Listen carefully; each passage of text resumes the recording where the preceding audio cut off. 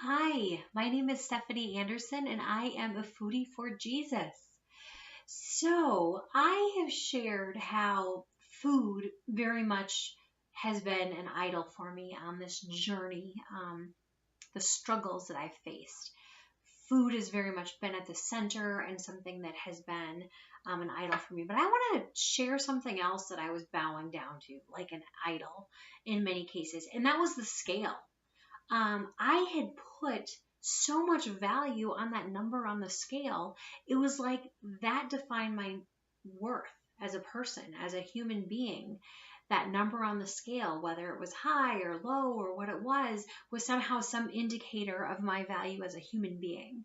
And that's crazy because our value comes from God, from Christ, like who created us. That's where our value comes from as a child of God, not from a silly number on the scale, right? The number on the scale can be an indicator of health, but one of the things that a being a mother of two very different boys has taught me is that healthy can look very different for different people. So that number on the scale and comparing myself to other people, that doesn't come from the Lord at all. And I just had that completely backwards for so long. And this first started, I don't know the exact age that I was or the exact grade I was. I know I was in junior high track. So somewhere in maybe the 13 to 14 years old age range.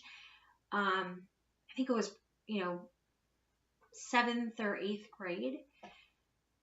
And I still to this day don't understand why this was done, but one of the coaches decided, well, we're going to weigh. We're going to weigh all the girls.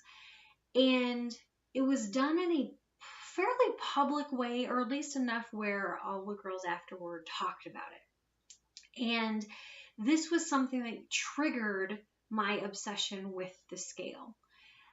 Basically, I was 5 pounds heavier than the majority of my friends.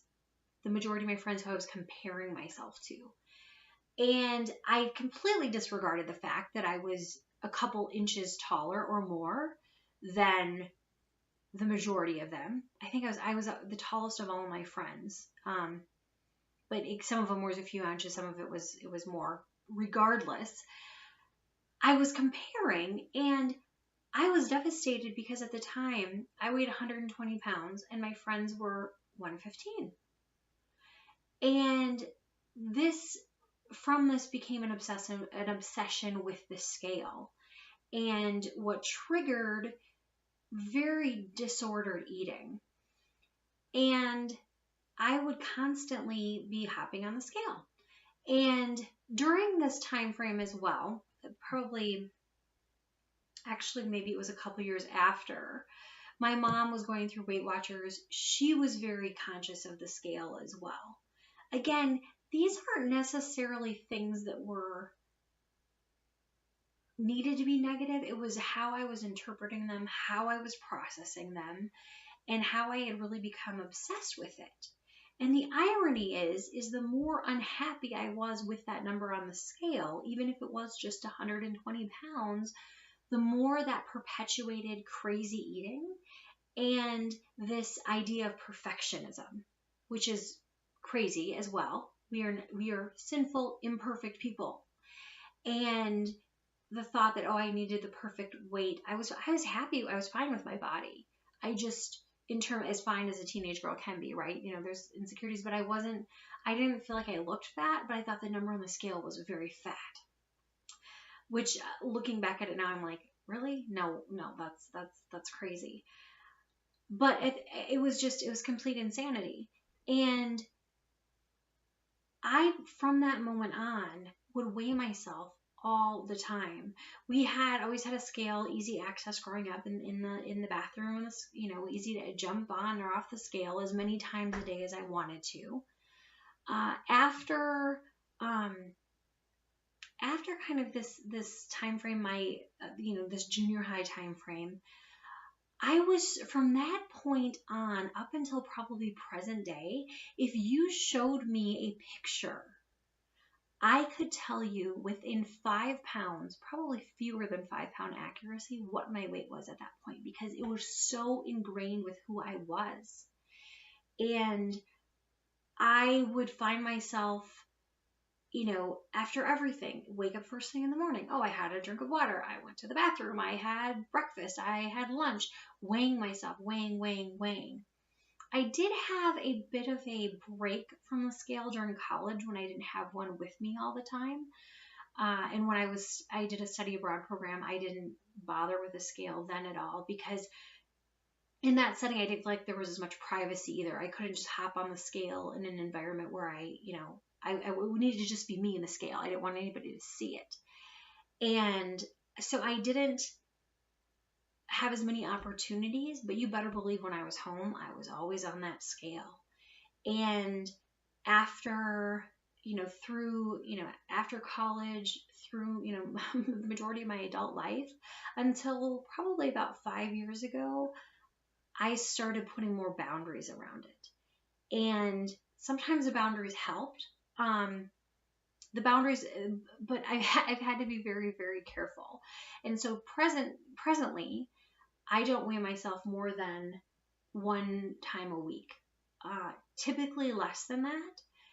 And recently, since it is still fairly recent, just over a month since I felt this massive shift, this massive change in my relationship with food, I was weighing myself every week. And the first week I had, like 4 pounds were down. And I was like, this is amazing. Glory to God. This is amazing. The second week, got on the scale and it didn't move quite as much. And that threw me for a loop.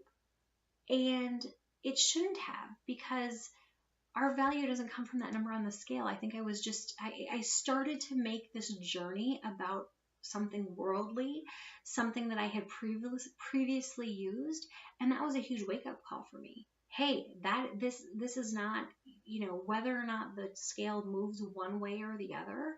This is about my relationship with the Lord. This is about taking care of my temple. This is about being an example to my children of healthy eating and healthy food behaviors.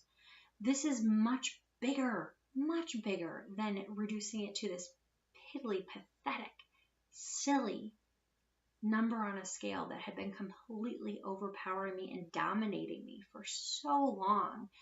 I was like held hostage by this number on the scale. So if you're in a similar situation, I would like to encourage you to put your scale away for a while and don't take it out until that number really doesn't matter.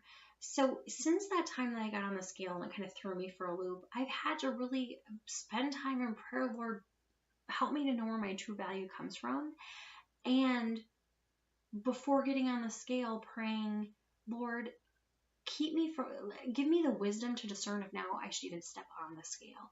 Because if it has the potential of throwing me for a loop when I've been making great progress in my relationship with the Lord and in keeping food in its place, how it should be just as food, looking at it rationally, that I should not step on that scale. So I kind of have this idea now, like I'm not going to step on the scale unless I don't care what the number on it reads. Because if I put any sort of, whether it be celebratory or disappointment or anything at all, it's not worth it. So I've found that sometimes it can be tempting to step on there, but then you get to a certain point where you totally forget about it. And you're like, I'm just kind of curious. And typically the longer you wait, the bigger the change is. And I found that to be more powerful. Just say, maybe once a month, weigh myself, put it away. But really, it has been a day-by-day thing. But I do not weigh myself. The most frequently I weigh myself right now is once a week. And right now, I feel like that's even too frequent for me. So I hope that if you can relate to this, I just want to encourage you. I want to challenge you. Tuck that scale away where it's not just easy to jump on every time you go into the bathroom or whatever room you keep it in. And get your heart right. Because that's what's most important. Get your heart right with the Lord. Know where your value really comes from, because that number on the scale can be, it can get more powerful than it really should be. Thank you so much for watching. I look forward to next time.